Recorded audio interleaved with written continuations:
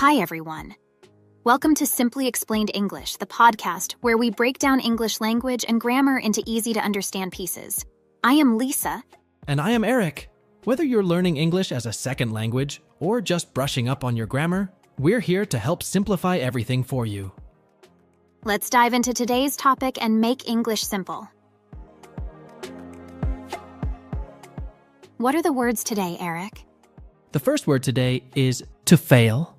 Then we will continue with belong to someone and to throw away. Then under the weather. And the final one is spill the beans. So, seems that 2 verbs, 1 phrasal verb, and 2 idioms, right, Eric? Yes, Lisa, that's right. Let's start with the first word.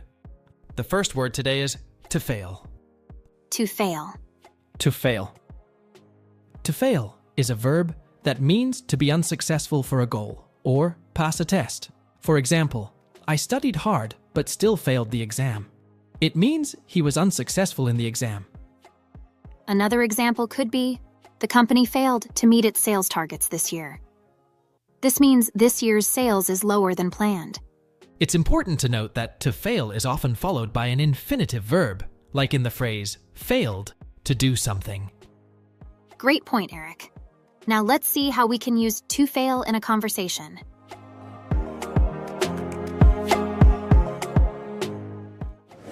Hey Sarah, how did your driving test go? Oh, I failed. I was so nervous that I forgot to check my mirrors before changing lanes. Don't worry, failing is a part of learning. Just keep practicing and you'll pass next time. That's a great example of how to use to fail in a real-life situation. Yes, Lisa. All right, listeners, today we have a quiz. It's time for our interactive quiz. Lisa, are you ready? Absolutely, bring it on. Okay, here's the scenario. Your friend just found out they weren't accepted to her dream university. What would you say to her using the word fail? I might say, I know it feels like you've failed. But it happens sometimes to many people. Keep studying, and you'll find success somewhere else. That's a great response. Now let's try another one. Imagine you're a teacher, and one of your students failed a test.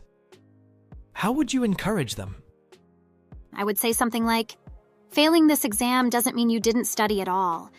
It is an opportunity to find your mistakes and do better next time. Let's work together to help you succeed. Wonderful advice, Lisa. Thank you, Eric. Whenever you fail at anything, you can find your mistakes and problems, and then you can improve them to be successful the next time. I completely agree with you, Lisa. Okay, Eric, let's have a look at our next word. The next word is to belong to someone. To belong to someone. To belong to someone. Belong to someone is a phrase we use to express that something is owned by someone else. It shows possession. That's right, Lisa. It's important to note that belong must always be followed by to when discussing who owns something. For example, if I found a watch, I might ask, does this watch belong to someone here? Another example could be, that coat on the chair belongs to someone in our group, but I'm not sure who. Thank you for pointing out the usage of to after belong and for the examples. Now let's use it in an example dialogue. Imagine Anna, a customer, and Jake, a waiter, in a cafe.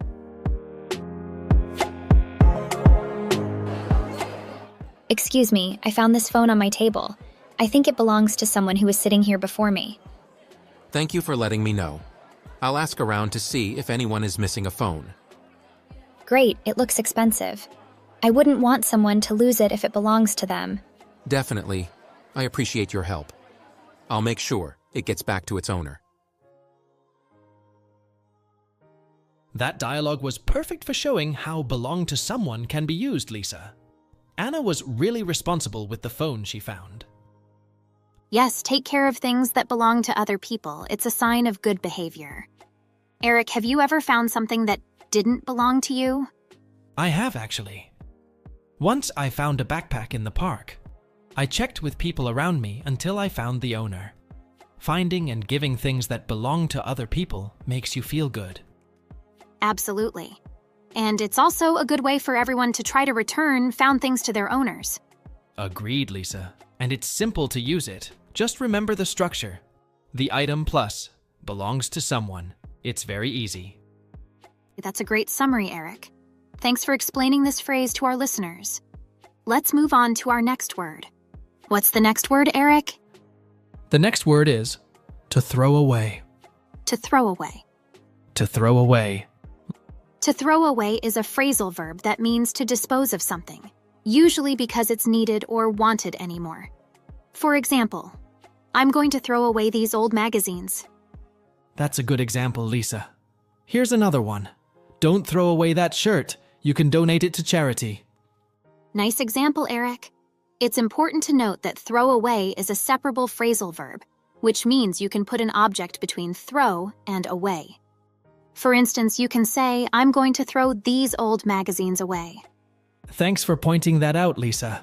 Now let's see how we can use to throw away in a conversation.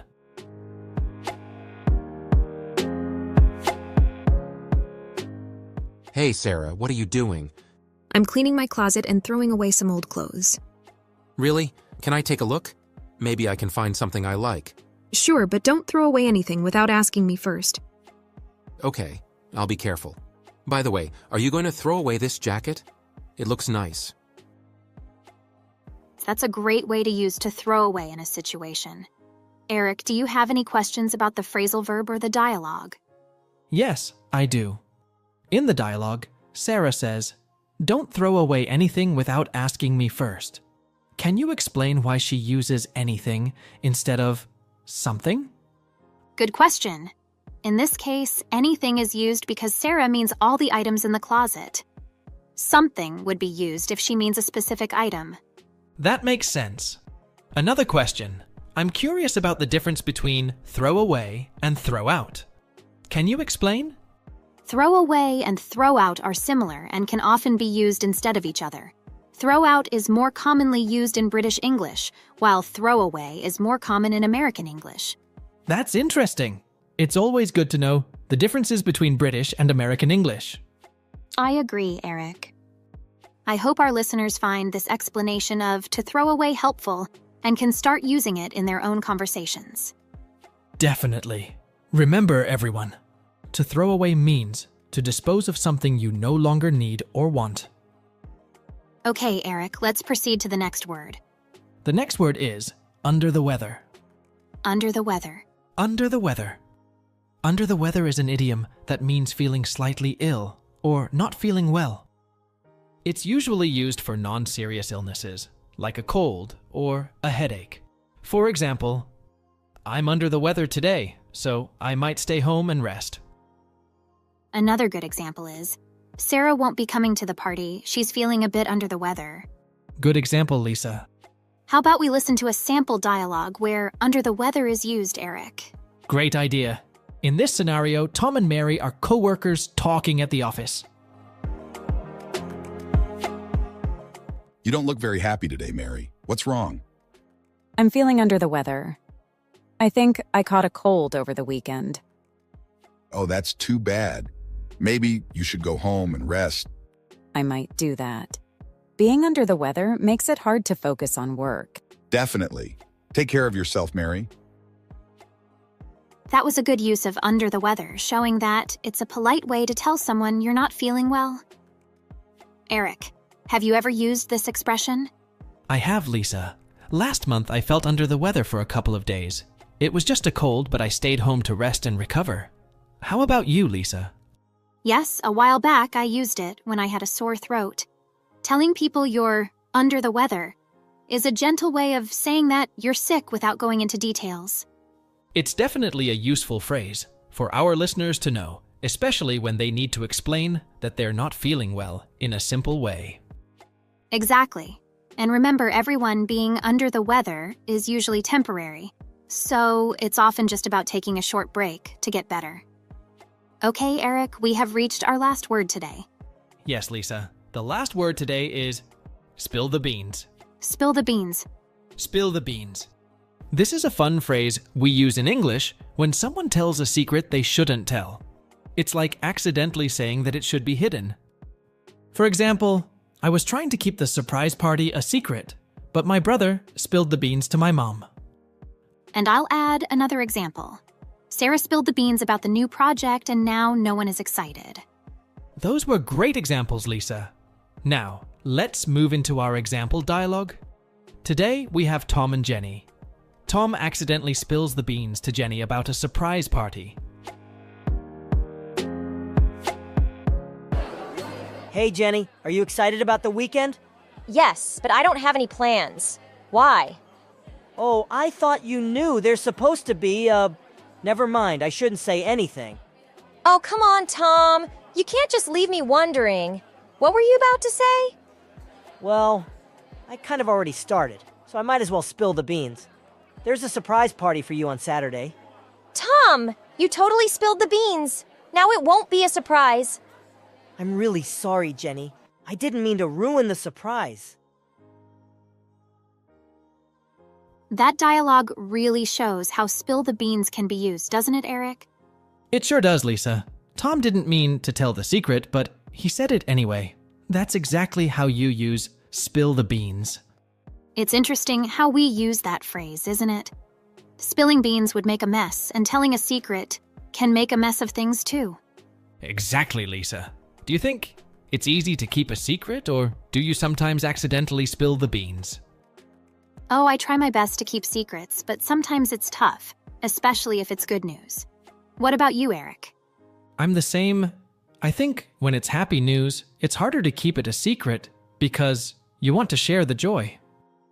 Yes, Eric. To keep happy news secret is not very easy. Well, that's all for Spill the Beans. I hope our listeners found this helpful and fun. Remember, if you want to keep a secret, don't spill the beans.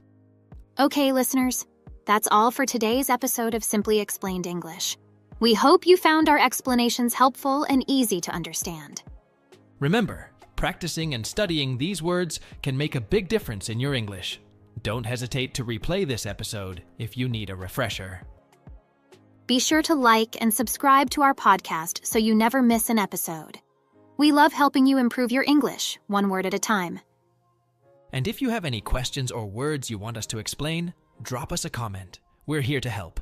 Until next time, keep practicing and stay curious. Thanks for listening to Simply Explained English. Bye, everyone. Bye-bye.